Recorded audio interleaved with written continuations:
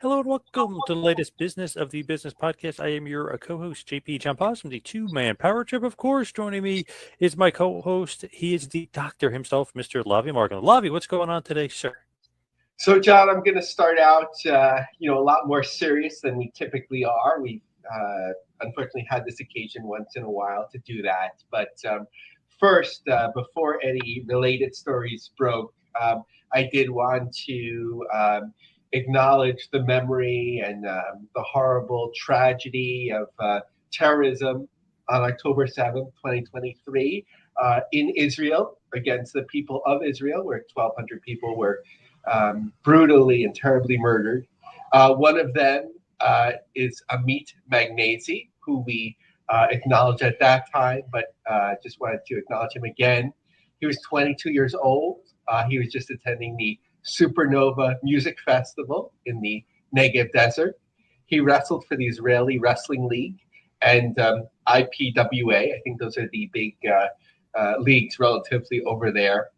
He texted his family in his final moments that he was safe, but then he later told them he was hiding before his connection was lost, and his body was found 2 days later. So very heavy, but important to acknowledge, as that leads into our lead story today. Yeah, this is interesting because obviously October 7th was a TNA NXT show, and they were calling it Invasion, obviously because of WCW Invasion of WWF in 2001. So literally the same logo. I mean, everything was the same. So that's where it came from. But there was some backlash because NXT and TNA were using this name, and the show was on October 7th. So just give us the details on this, because I didn't even really know the whole story. But basically, they had to change it to Showdown. So break it down. Yeah, so candidly, in this, October 7th, as a Jew, as a Zionist, if you don't like that, don't listen to the show anymore. But as a proud Zionist, October 7th has been on my mind for the last 2 years. It's led to a rash of anti-Semitism around the world and all of that. But when I saw the invasion poster and the graphic and the date, to me, it didn't trigger anything in my mind. So, right. As somebody that's not in Israel, but who thinks about it a lot. But just the story, which has been reported from Israeli media, the original name referred to a similar show that ran in 2001, but was a change after some fans complained that it was insensitive. Jacob Jaffa, major pro wrestling company WWE, has changed the name of the event on October 7th after Israeli fans claimed that its invasion tagline was insensitive. The show will see the climax of a storyline which stars from partner promotions, TNA, Invade, NXT, WWE's developmental up-and-coming. The name was a reference to a similar event that occurred. Okay, we know that. But some Israeli fans claim that the decision to schedule the show for October 7th was insensitive.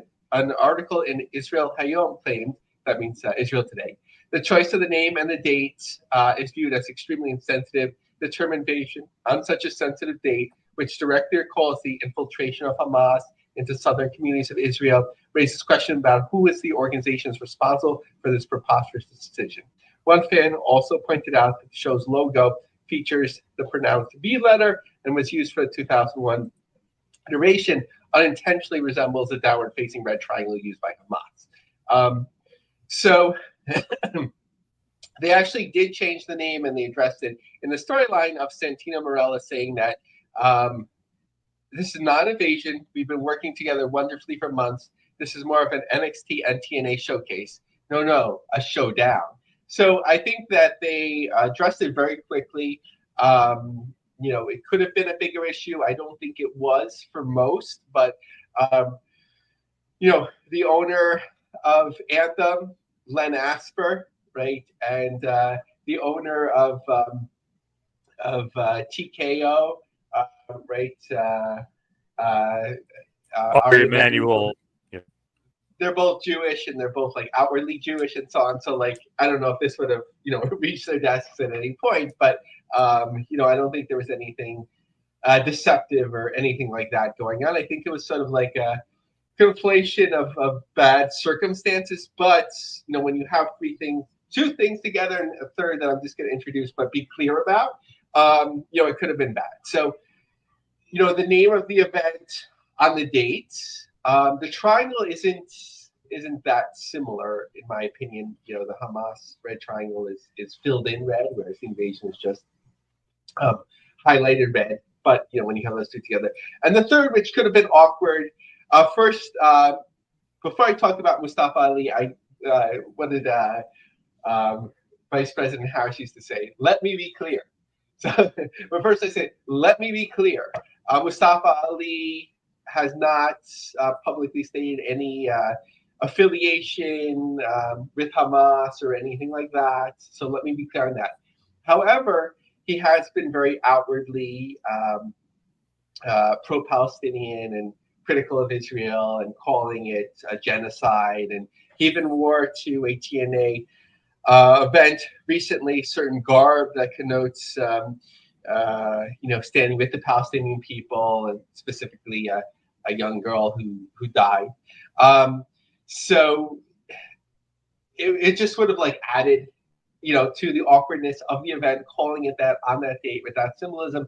And one of the most outspoken people, maybe along with Sami Zayn and CM Punk, of Israel, it just would have been awkward. I'm not saying he has done anything wrong in terms of being able to speak out and First Amendment, anything like that. It just would have added to the awkwardness of the event.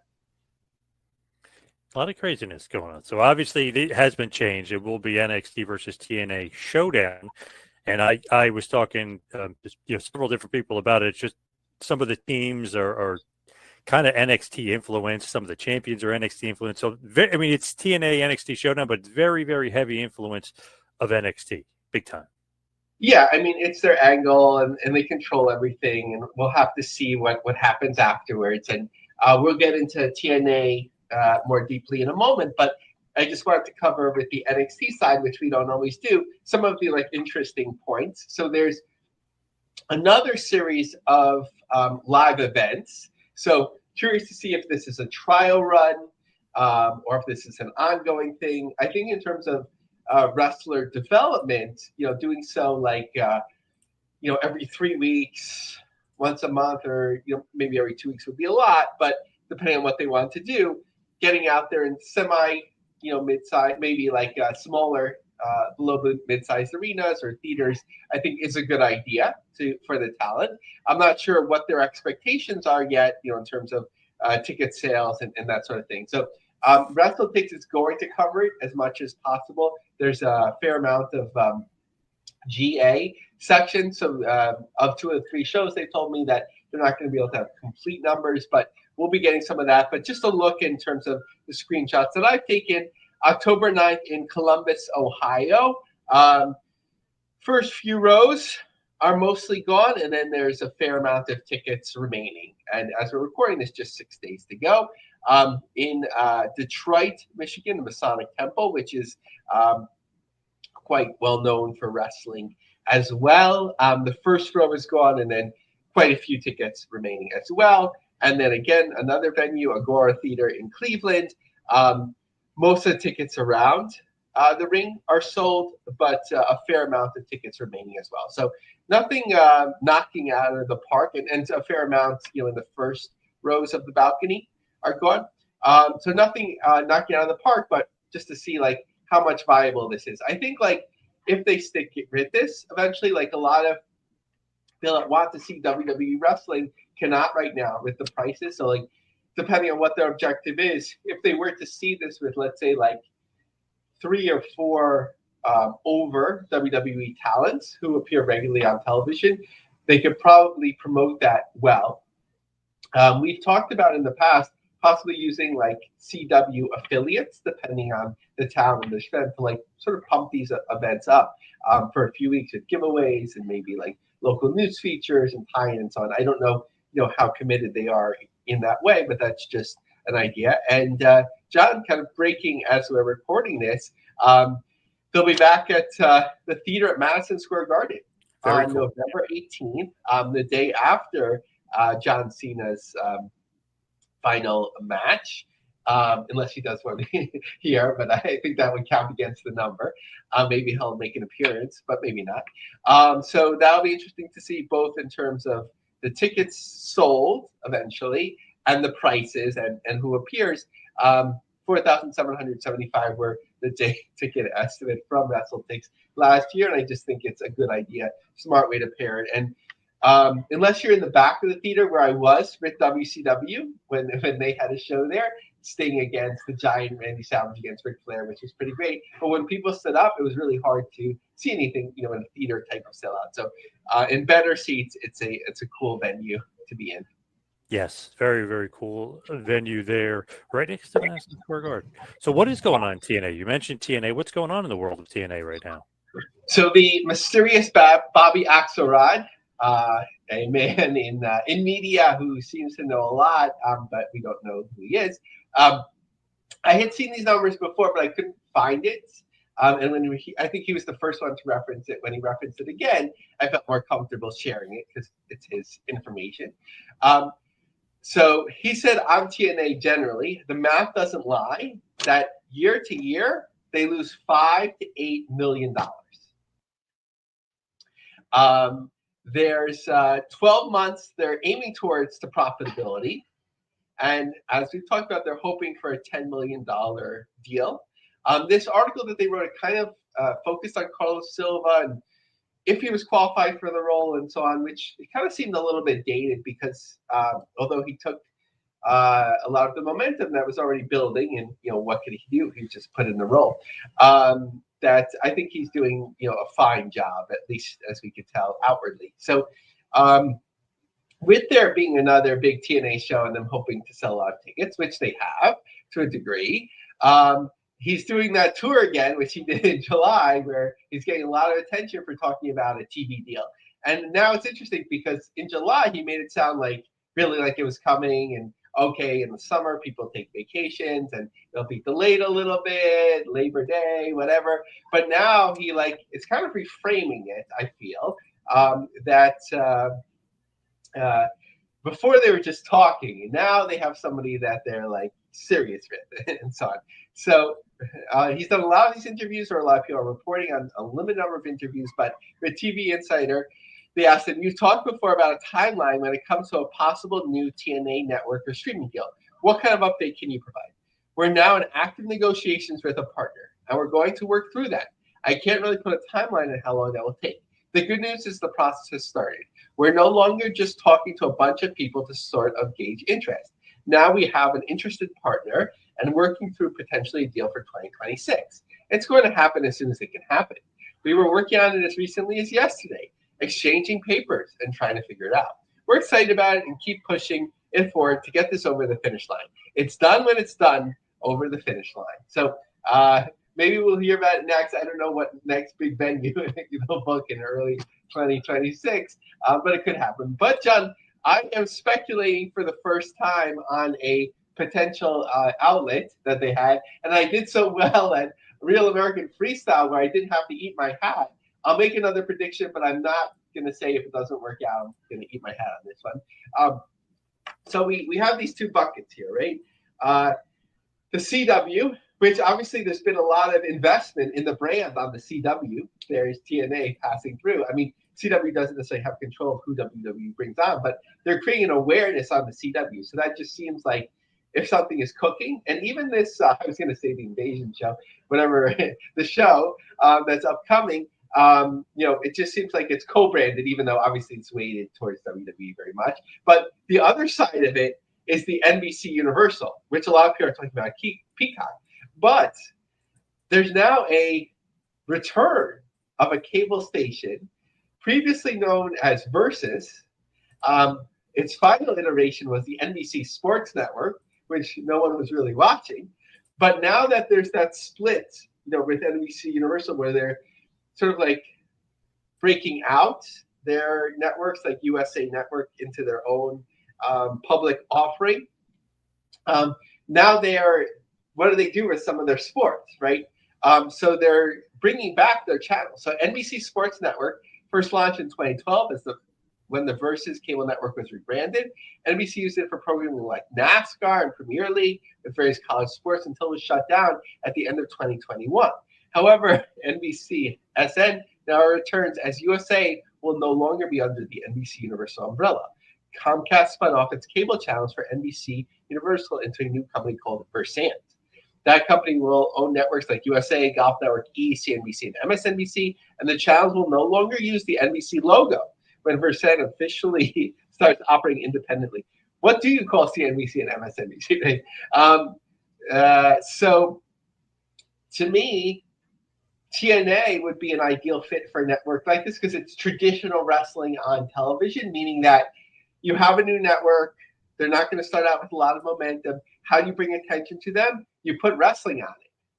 And, WWE is probably too rich for it unless maybe they work something out with Evolve rights, or something like that with their, WWE ID. There's always things you could do.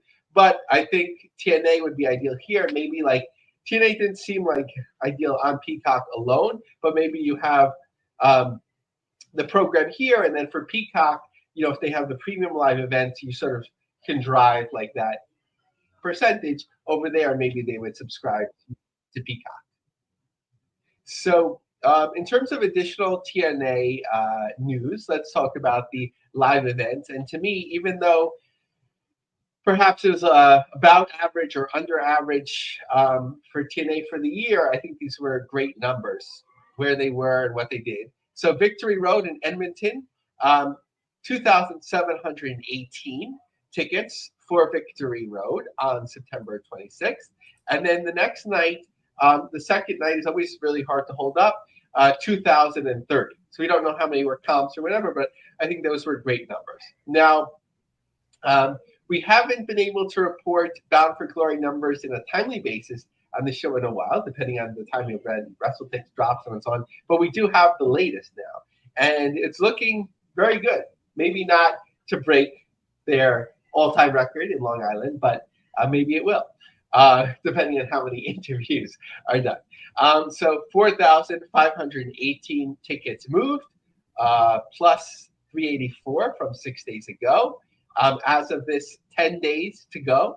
The setup is 5290, and the capacity seating is 7,480.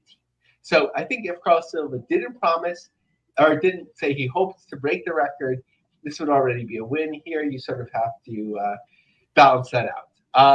They're also, as they've been doing more and more, making a bigger deal of the full weekend. So the Hardys and Team 3D will be at a local restaurant, Q&A sessions, 3D party, VIP party, all that sort of stuff, all taking place at this restaurant. Now, in terms of their final events as announced for 2025, we now know where they'll be in Orlando for a triple shot. People weren't sure if it was going to be the Performance Center, Full Sail, or somewhere else. So it will be at Full Sail from November 13th to 15th. So triple shot there. And then in the El Paso County Coliseum, December 5th to 7th for a triple shot to end the year. Just in terms of perspective for El Paso County Coliseum, there was an AEW Dynamite there. ROH taping concurrent with that. TNA was there in just March. Sacrifice was there previous to that. AEW Dynamite. But the place has been revamped, but it's been around forever, hosting WCCW and even beyond that. The attendance at Sacrifice was reported at the time as 3,500, so that'll be an interesting comparison point. The venue can hold up to 6,500. So that is TNA. So what's going on in the world of Game Changer Wrestling? What's going on with GCW right now? It seems like they got some big shows coming up. So the first is sort of that, which we've talked about before, like Brett Lauderdale wants to hit all 50 states, but sometimes they say, like, at what cost? And going all the way to Anchorage, Alaska, maybe they're supplementing it with some local talent, but Masha Slamovich is on the poster, so interesting to see if she'll be there. I'm assuming she will, and probably a good place for her to return to sort of like acclimate, back, and these fans, the small number seemingly that will be there, aren't the same people that she's performed before, at least in GCW for the most part, I'm sure. But they've sold just their front row, and there's 10 tickets or more remaining in the second row. So that's quite a schlep for to Anchorage, and tickets from New York or wherever to bring the whole crew over, but they could check off Alaska. Now, in your neck of the woods, John, back to Atlantic City, the double shots. October 11th, so we're not too far away from the Art of War Games and Fight Club weekend. Again, with the focus on, I think, the Juggalos against GCW. I thought it'd be a lot bigger deal than it has been. 10 or more remaining in the second row and beyond for both nights. One show showing a lot of momentum, which makes a lot of sense to me. It's being marketed in a unique way, closing in on Halloween. October 24th in Rochester, GCW presents Shotzi Blackheart's House of Horrors. So, Rochester always does well. This Brett's hometown, where he grew up. Shotzi Blackheart is a draw. And then there's that unique, element to the show. So I think that's really smart marketing. Webster in Hartford on November 7th. The first 2 rows are gone there. Then they're doing, I think that's part of a, November. Part of a triple shot weekend. So Hartford, Hartford, Connecticut. So in New England. Then Massacre in Maine, November 8th, which they're doing in collaboration with Limitless Wrestling. So I think that will eventually do really well. Limitless just does well, on its own anyway. Second row ringside and beyond the double there. And then in Vermont, making a debut there on November 9th. So checking off maybe Maine too. So checking off a lot of boxes this fall. Then November 22nd, they're back to the American Dream Hall. We had speculated for SummerSlam. Brett had explained why that didn't work. So almost sold out of the front row, almost sold out of the second row. So I think that will end up doing well on November 22nd. To close out the year, at least was announced December 5th in Seattle, December 6th in LA. By the time October 26th comes around for Jersey Championship Wrestling Possession in Ridgefield Park, New Jersey, Masha Slamovich will have performed likely in a number of places. So, but she is the main attraction on that poster. So I feel like I'm doing her disaster PR work. Hard to separate the fandom, but that's the situation. So as far as obviously MLW is concerned, I feel like they're going almost full bore, taking shots at WWE and WWE in Saudi Arabia and WrestleMania in Saudi Arabia. What's going on with MLW? Yeah, it's kind of like silly sometimes the way MLW connects themselves to WWE, but they post like a Faction Titan once and like all that sort of stuff. It's a little bit dated, but they were talking about taking the money. I didn't watch. Actually, I guess I should have watched the full interview, but just the fact that they took shots at WWE's Saudi Arabia ties and having WrestleMania there. However, besides some things we don't know, their finances and investors and so on, but outwardly, besides the settlement that they reached with WWE, it seems like the most money that they made has been from a Qatar company, BN Sports. BN Sports is owned by BN Media Group, a Qatari media group. It spun off from Al Jazeera Sport in 2013. The group's chairman and CEO is Nasser Al Khelaifi, and operates a global network of sports and programs. So Qatar doesn't have the best record in terms of terrorism support and human rights violations and so on. So glass stones and houses and whatever. Maybe it's not Saudi Arabia. I don't know which is better or worse, quote unquote. But they have the same issues. So if I was MLW, I wouldn't talk about it, but they're getting attention, which is helpful for them. Their Panini cards are selling quick. I always love Panini, like the little packages and the stickers. I don't know if there's an MLW sticker book, but those were great as a kid. I was conflicted. Do I want to remove the sticker and put it on the book? I usually did. They weren't always sold everywhere, but when I could find Panini, it was fun to get it. And there's speculation about a post-production team involving a weekly series. If you go to MLW's job section, it says it's in draft form. I don't know. MLW is always moving people in and out. Right, the guy that works for Real American Freestyle now. Right, so I don't know if they have holes to fill. So I wouldn't necessarily take that as like a new TV deal is coming or anything like that. There's always people moving around MLW, but maybe there is. Slaughterhouse is almost gone. That show is taking place the following day after we record here in the LA area. 2 front row tickets and 2 reserve tickets that I can see besides the GA. So that's doing really well. Tickets have picked up a lot in Charleston, South Carolina for the Don Gato Tequila show with 319 tickets distributed on November 20th. So that is basically MLW with a few shows on the books, but nothing that needs to be examined right now.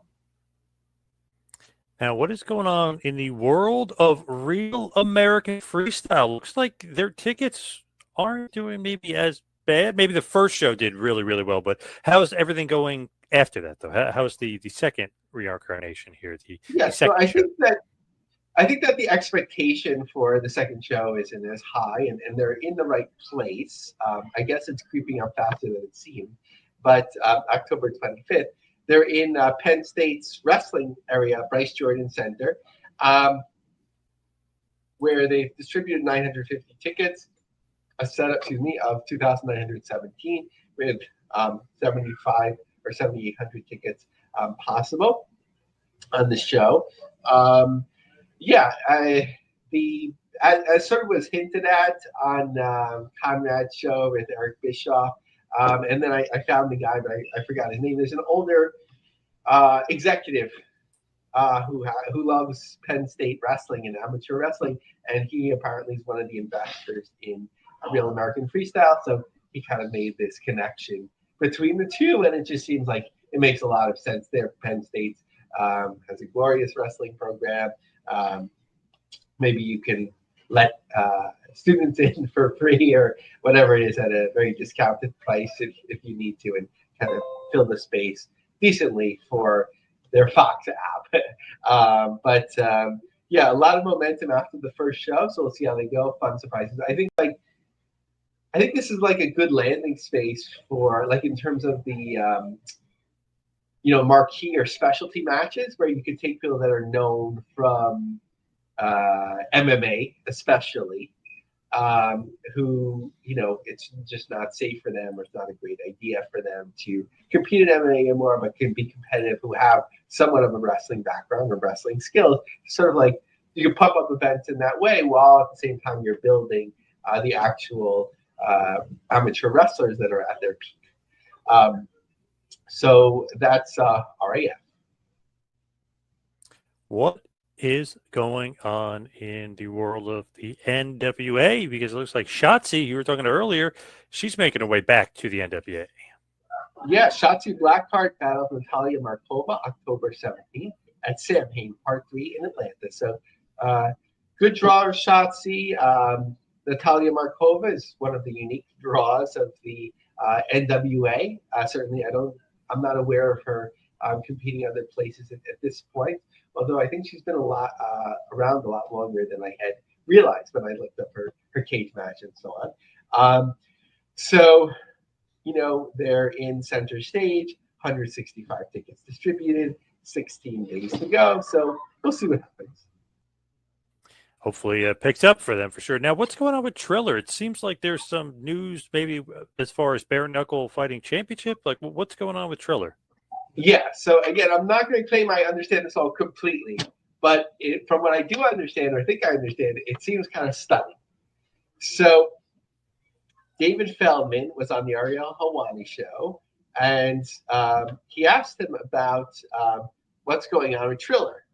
And he said Triller is now a minority owner, and by mid-October, there's one man who is not doing so on a corporation or whatever, or maybe he'll have like a LLC or whatever he'll start, but it's not like a conglomerate that's buying it. It's one man who lives in Florida.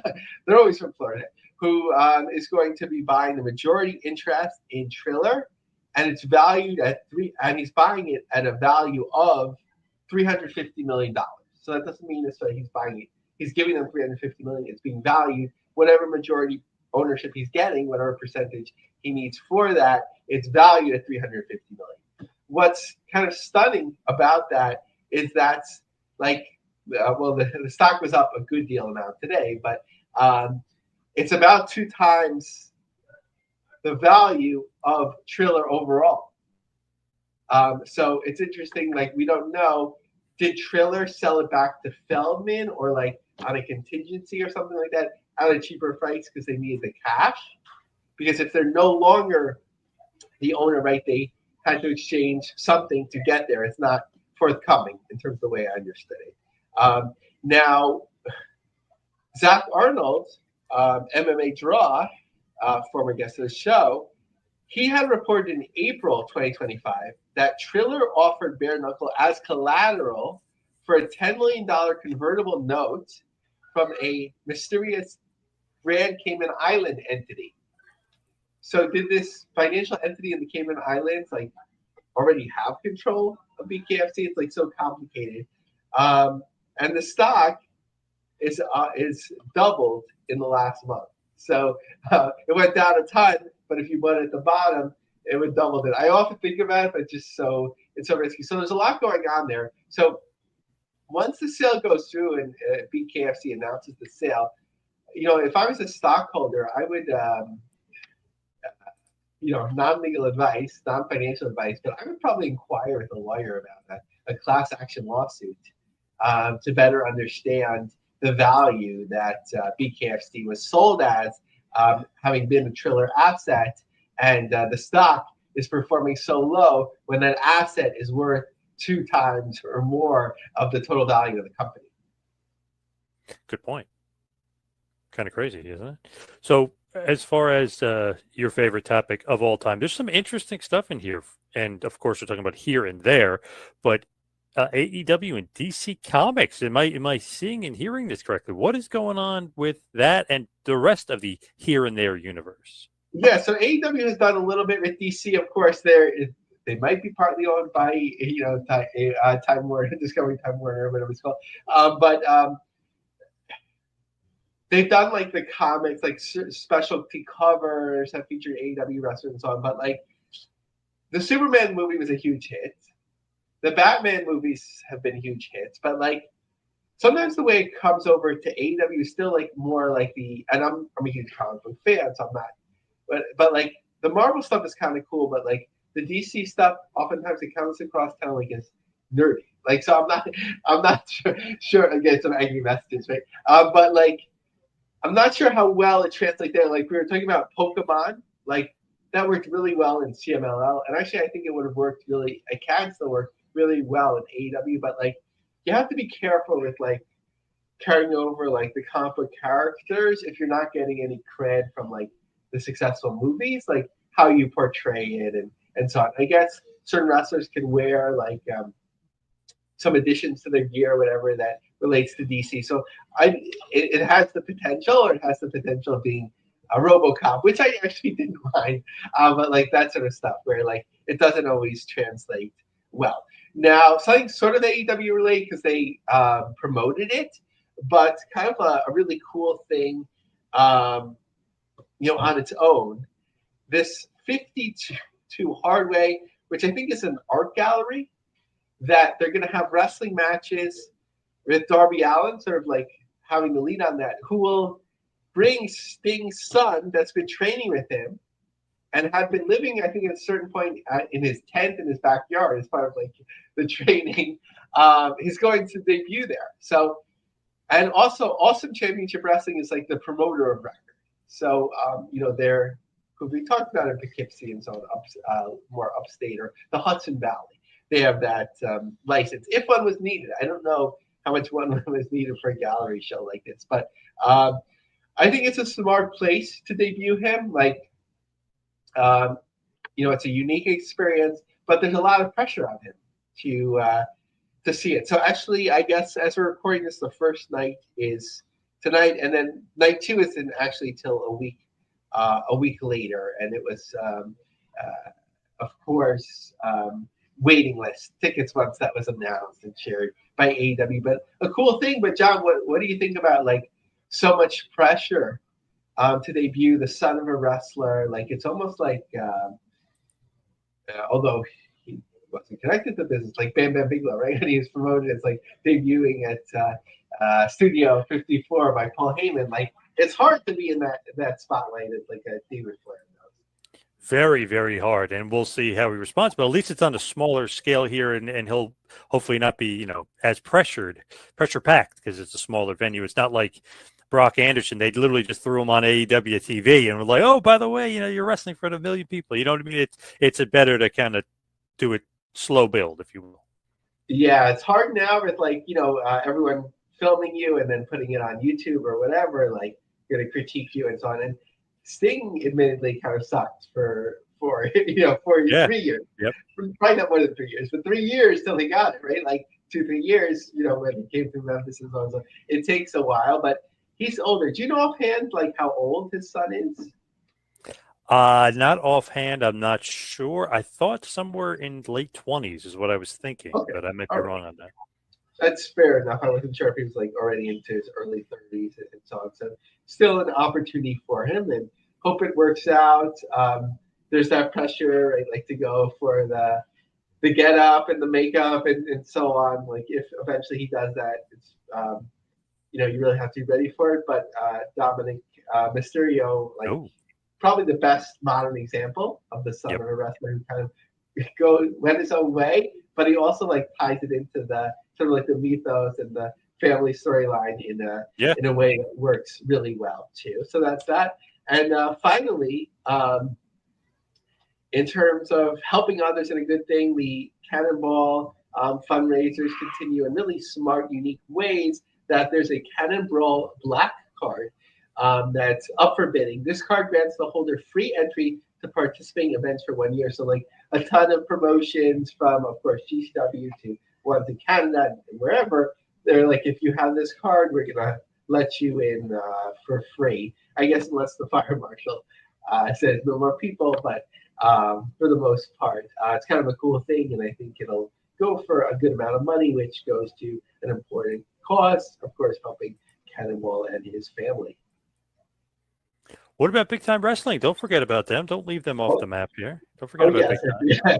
Forgot to scroll on my notes. I thought I had a whole conclusion there. But BTW, who, of course, along with NEW, are kind of all over the place in terms of big venues and so on a few years ago. I think there's still a need for that if done correctly, because WWE is so expensive that if you can book some mainstream stars and so on that people are familiar with in the last 3 to 5 years, that you can get a fair amount of fans coming. So they're in a pretty big venue, Augusta Civic Center in Augusta, Maine.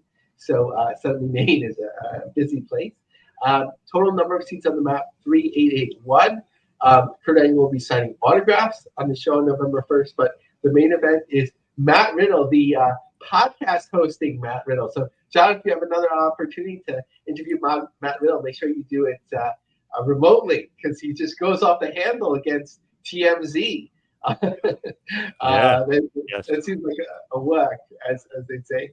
But Matt Riddle against PCO. So, and interestingly, let me know if my geography is terrible, but like Maine isn't that far from Canada, so PCO has all the Canadian fans. I don't know if they're traveling fans, but there is something that you can possibly get from that too.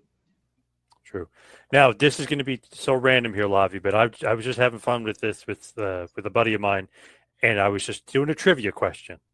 And I know you watch AEW. You're in on this. How many? This is a crazy question. How many people do you think are in the Don Callis family? The faction that Don Callis is. How many guys do you think are in the faction? Oh man, that's a hard one. I'm gonna guess 8. Ooh, that's low. Believe it or not, you are low. That crazy? Wow. It hasn't been growing, because I remember like when it was a smaller group, and he just keeps adding to it. Oh yeah, it keeps growing. They just added 2 more guys over the last week, and technically speaking, if you want to count the Young Bucks, because they have been working in connection with Callis, is even more than you would even imagine. So it's double of what you thought, basically. Wow. 16 guys are in the faction. Can you believe that? Is that crazy for a wrestling faction? I think it just depends if it's done right. Like the Heenan family was amazing. Yes. And at a certain, actually, I used to like to draw them, like do some art, like both the current group and then there was like all time and AWA and whatever.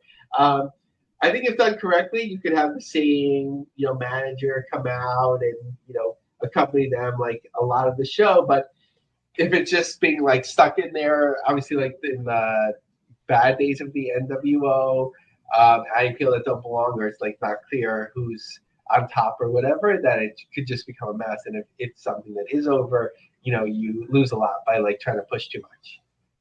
So you got Don Callis, Takeshita, Kyle Fletcher, Trent Beretta, Lance Archer, Brian Cage, Mark Davis, who are both injured right now, but they're in the family. Josh Alexander, Rocky Romero, Hechicero, Kazuchika Okada, Wardlow, who's just got injured after he joined the group, El Clone, who is Arez, great young talent there from MLW, and Andrade, who just debuted. And then, of course, you can count both of the Young Bucks as well, since they're kind of working with Don Callis right now. It's at 16 guys. Crazy. Former members, Sammy Guevara, Will Ospreay, Roosh, Powerhouse Hobbs. It's been a huge faction. It's been insane. I just wanted to throw a little curveball your way, throw you a little trivia just for fun. I thought you would. Actually, that brings up an important point with Andrade. And I think AEW would be mindful of this, that at least from what's being reported, that he left WWE because of wellness violations. And AEW is picking him up right away. So hopefully they are providing the necessary supports to his successful lifestyle and not only his perfection. I feel like they would. That would be my feeling. But hopefully, not ignoring whatever reasons they left WWE and are fully supporting him. I actually was shocked that Andrade showed up that quickly. There's no 90 days, there's no whatever. He just showed up. I was pretty shocking. That was Monday Night Wars-esque with Jeff Jarrett just randomly popping up, I never got, I mean, first talking about his problems and wanting to help him, but like, from a whatever perspective, I never kind of got him. Like, I never, like, I just didn't, I don't watch that much, but whenever I've seen it, he's kind of always been there to me, but like, I never sort of got him, like, from Lucha. I know that he was a bigger star and it was like a different thing, but like, do you like feel like that you connect to him? Is there something intriguing to you about him, John, when you see his matches?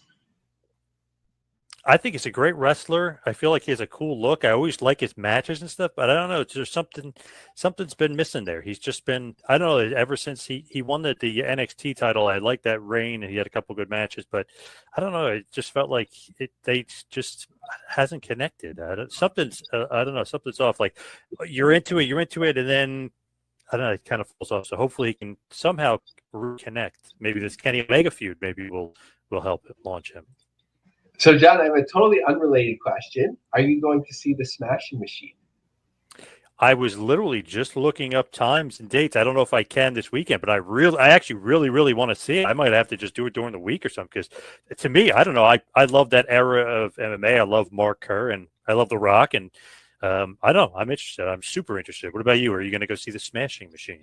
Yeah, I'd love to see it. I already have a commitment on Sunday to the movies to see Taylor Swift is debuting her album, and my daughter wants to go see that. So I got the tickets quick. So that's that. But I do hope to see it. Yeah, I love, like, the documentary was like one of my favorite things ever, and the Era of Pride was amazing. There's just something so cool about the Pride big matchups. Like last night, to fall asleep, I was actually watching Mark Kerr against Texas Crazy Horse Heath Herring, and it wasn't that exciting match till the very end. But like there was just something about them, and it was like larger than life and amazing to see. But I did catch up on my movies, The Queen of the Ring, and I just rented it on Amazon, so one view, and kind of disappointing. I like the look of the movie. The actors and actresses were great, but besides like the kayfabe talk, which was like it seemed out of place, the cheesy lines, like taking Hogan's "That Doesn't Work for Me," Scott Hall's "Bad Times Don't Last, but Bad Guys Do." Like it was like, oh my gosh, like this does not belong here. And then during the actual matches, it was like unclear when they were like hinting that it was real, and hinting that it was like a work, and like it just created confusion. I felt like I had to go back, that I should go back to the book, which was a wonderful book by Jeff Verleen, to like kind of sort this all out and refresh my memory for what was actually what. Good point. Go back and check that bad boy out. So let's wrap this guy up and head towards the plugs. You follow me on Twitter and Instagram at 2Man Power Trip. How about you, Lavie? Yeah, follow me on X, Lavie Mark, LAVIEMARG. Check out my long form articles on linecubjobsearch.com. Join our LinkedIn group, The Business of the Business, pro wrestling news and jobs. Like, rate us, share us, review us, hold a poster somewhere on on live wrestling or tape wrestling. Help us get the word out to keep this going, and stay tuned. Connected to my forthcoming book, Ultimate Fighters, Donald Trump, Dana White, and UFC's Road to the White House. John and I are going to be doing a interconnected podcast about that. So stay tuned for all that.